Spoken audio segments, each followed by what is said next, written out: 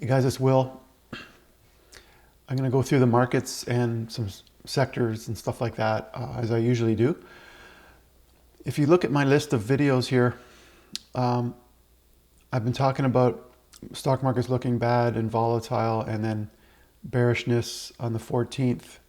And I mentioned a little bit of a pullback on November 26th. I thought I did more videos in this, but maybe I didn't upload them or something. But basically, I've been indicating, I wasn't super comfortable with the charts. So hopefully you've been following the channel so you can sort of get some guidance on that. I also like to talk about how I use TC2000 just generally. So like you might have different theories and analysis than I have, different ways of looking at things. But I like to try to point out what I'm doing, and some people have found value in that, in some of the aspects of TC2000. So if you want to get a free trial or $25 off the purchase of TC2000, check out the link in the description below. I've got the gold plan, and I get real-time US data as well. So right now, like, we're looking at the pre-market data. So that's one of the features. As you can see, if you wanted to go down to like a 10-minute chart, this gray area, you can actually, do this, and you could trade if you wanted to. But you can see for a lot of things, the pre-market and post-market trading as well.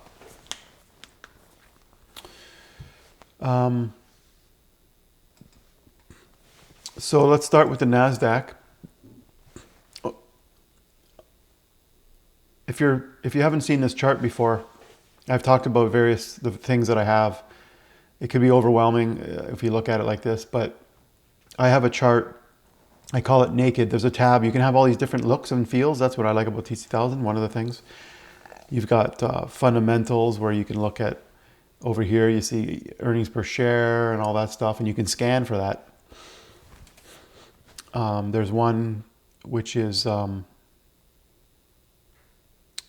financial analysis, where you can see, I did a chart with all the financial stuff instead of, just the chart. Drill down is the one.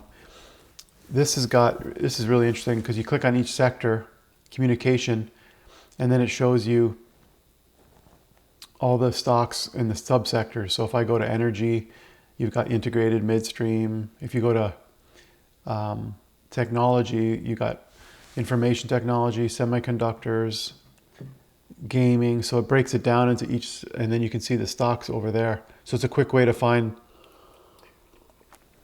the top stocks in those areas. Sector by year is really interesting. I wasn't going to talk about this, but I might as well. Sector by year shows you every year. And then the year to date percentage. So if you want to find, look at the sector, instead of the current, today's gain or yesterday's gain, you can see the year to date percent change. And then from there, you can look at the individual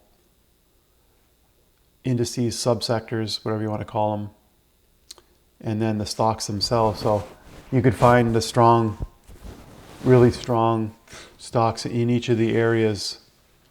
It doesn't mean it's going to keep doing that, but so you pick something like consumer cyclical, you're thinking, residential construction. Okay, so you have cyclical was only 6%. That's pretty low, right? But it might be going into that phase. So you pick on home improvement stores, let's say 51%, which was really nice. So even though cyclical is 6%, you've got specialty retail, gambling, and things like that have done badly. So the average is lower. But individually, residential construction did really well, 45% gain. So then down here, you've got it sorted. You can see Toll Brothers, 58%. D.R. Horton, those are famous names, 50. Lennar. So anyways, I've got a chart I call naked. And I need to rearrange this a bit, but there's nothing on this chart. So you can do that once in a while. You can take a look at a chart, or you can flip to this naked chart if you're on a stock, and look at it, you know, zoom out. I use the roller button on the mouse. You zoom, like when you roll down, it goes out. And you could do things like, some things I'll do is draw a trend line across the bottoms. If you're waiting for a chance, you might draw a line. Like if you're up here, you might have drawn this line, get that break. Or if you're looking at it from a longer term thing, a little bit previous high, you might wait for that. And then so you could look at this very simply, and you see this break, you wait for it to come across. When you start to see maybe this candle here, like where it's going up, you think, okay, that's a buyer stepping in, that's drawing my trend line, and you ride that up. You might sell it. You might have this new trend line, like a shorter one that you sell, like this. You might start tracking. That's pretty steep. And then when it breaks, you might get out of it. You could use this. You could wait till you'll see this crossover here. Or if you're drawing this trend line, you might be patient, see it bounce back off the trend line and stay in the trade because it didn't break that trend. So this is like bare bones, trend, uptrend, downtrend. So anyway, I'm going to go back to the candlestick chart. And if we go to the NASDAQ, I was mentioning that at the time I talked about the market, it was sort of flat with this momentum right around here. So I didn't really like the look of it. There was a pullback a bit, but it was still above the 50 and everything was up in an uptrend. And then we had this big, huge candle, which is a bearish engulfing. It kind of engulfs this candle and plus the one before it. And then I started seeing lower highs. So I didn't like this. But then we had a bounce off the 50. But then we established another high, which is lower again. So we've had sort of 3 lower highs. But what happens with the momentum, which is what helps you, is when you see this bounce, you're like, oh, I'm going to jump back in, or I'm going to buy at the support at the 50.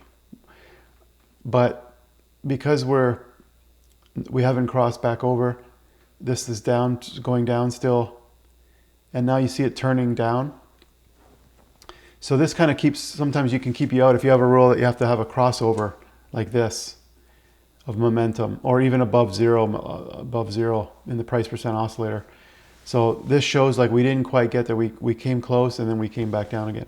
So now we have a break below the 50, and these red dots show that there's, that you're below those. Like when you're above them in the green, that's a good indication. Like here, when it flips to red, you probably would sell at this point. And you can get a little bit caught up in the ups and downs, but that's why I use other things as well. So if I saw flat and downward momentums, I wouldn't be getting in, even though, there could be a green dot here and there. I don't just use the green volatility stops.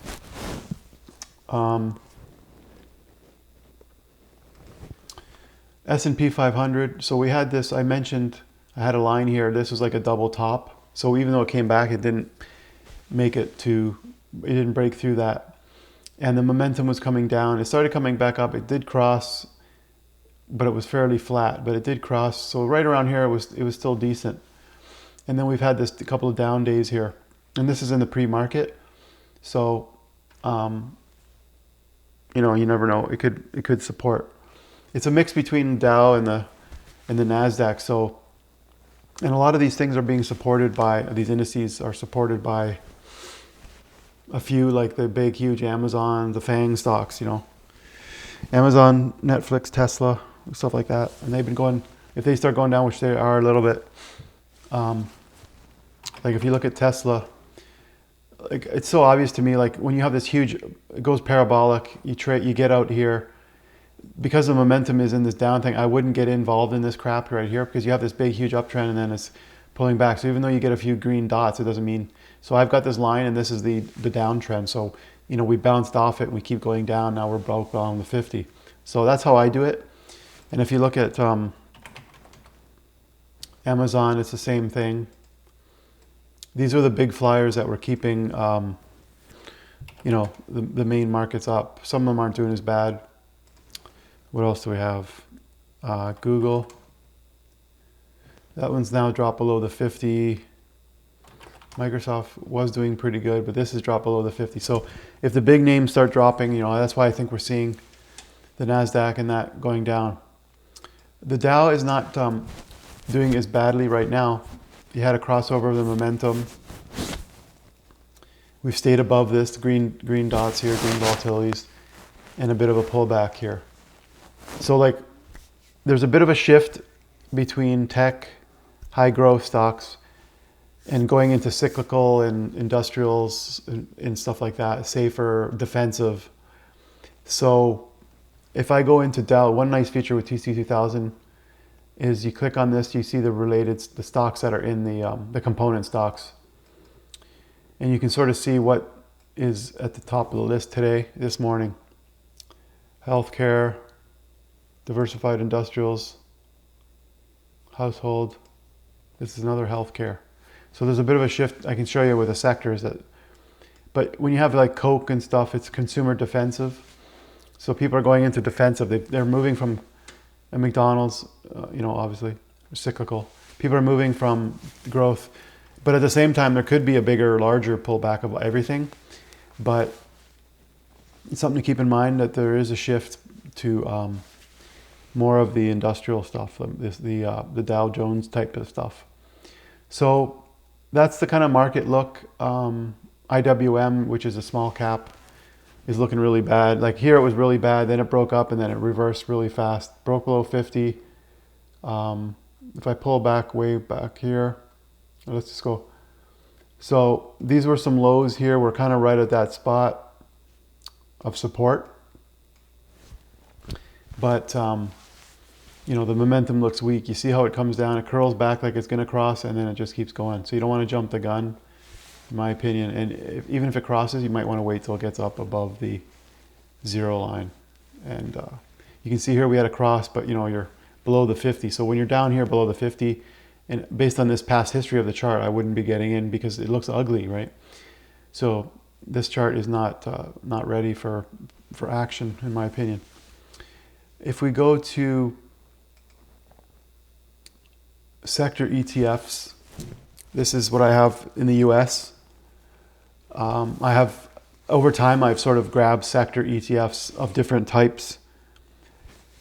The ones that I like, the ones that have decent volume, like for solar panels, for steel, for gambling, for on like hotels, or for silver. There's solar, like I said, wood, sugarcane. There's online shopping, utilities, like so, retail, online retail, cybersecurity, copper, like anything I find, I pull it into sector. Even though there is a, if you look at the watch list tab here, you have US stocks, US ETFs, Canadian ETFs.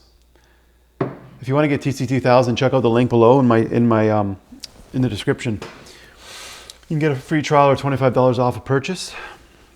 It helps out my channel. I get a bit of a commission and it doesn't cost you anything. And I love this program. I use it all the time. And I've got watch lists and scans and all sorts of stuff. And that's what I'm trying to help you guys with, to set it up the way you like it. But if we look at what I can do is turn off the pre-market just for now and show you regular hour. To kind of show you what happened yesterday. Silver junior miners had a little pop up here. When you see this, this is like a hammer. It comes down, pushes right back up, and now you had a gap up. That's a strong reversal, potentially. If you're into early entries, you know, I'm not saying that I would do that, but there's a bit of a curve upward now. But you know, you get beaten up and down by silver so many times, and gold gets pushed down all the time. But it is breaking out. I mean, obviously we have inflation concerns. That's a strong reversal candle, pushed back up, and now you've got this up candle. So you have gold, regular gold, you know, the regular miners and the regular, like the more global silver miners, Sprott's platinum and palladium. So all that metal stuff just reversed. Steel, which is more industrial. But like if I was looking at SLX and I see this below the 50, you know, you can use the 50 as a line, but basically, you know, yeah, you don't really even need to draw that, but that's a downtrend, obviously. But now you've broken up above the 50, and you have this. So once you start to develop an uptrend, it's nice to have a confirmation at some point, like a pull sideways and a push up, or a pullback, a more significant pullback, and then a step up. So this, and momentum's heading up. So right now that's an entry point that looks pretty decent. XME is also a metals, but it combines a bunch of stuff.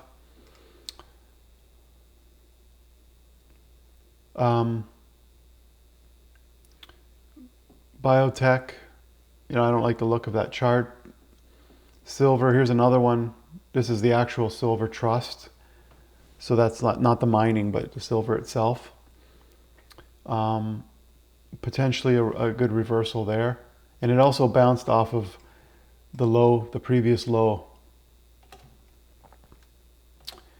So you have to decide, like if you're looking at momentum, if you want to see it cross over, if you want to see it above zero, because all these crossovers were down below the zero line, and you can see that it doesn't mean anything. It doesn't significantly lead to anything. But you had this big downtrend and you've come up around it. So obviously there's lots of resistance from previous people, selling and stuff like that. So, or who bought at certain prices. So it's got work to do, but that is an interesting development. And it makes sense with what the Fed is saying and things are in inflation.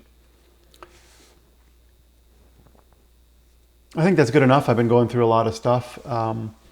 Hopefully you get a sense of how I look at things, and I hope you learn some things about TC2000. And I hope you pick it up. It's a great program.